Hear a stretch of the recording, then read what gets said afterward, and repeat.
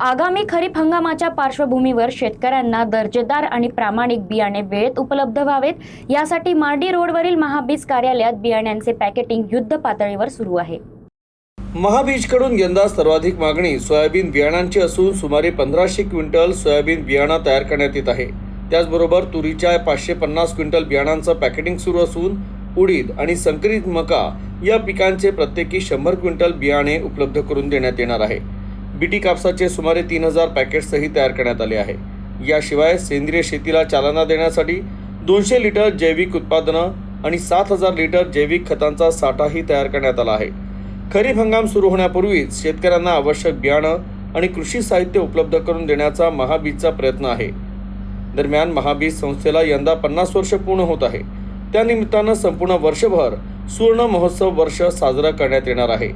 या निमित्तानं विविध कृषी जनजागृती उपक्रम, शेतकरी मेळावे आणि विशेष कार्यक्रमांचं आयोजन करण्यात येणार असल्याची माहिती महाबीजतर्फे देण्यात आली आहे। महाबीजने नुकतेच 50 वर्ष पूर्ण केलेले आहे। आम्ही सुवर्ण महोत्सवी वर्ष यावर्षी साजरं करीत आहोत आणि सुवर्ण महोत्सवी वर्ष साजरं करत असताना 50 वर्ष एखाद्या सरकारी कंपनीने प्रॉफिटमध्ये बिझनेस करणे हे खरंच आमच्यासाठी अभिमानाची बाब आहे।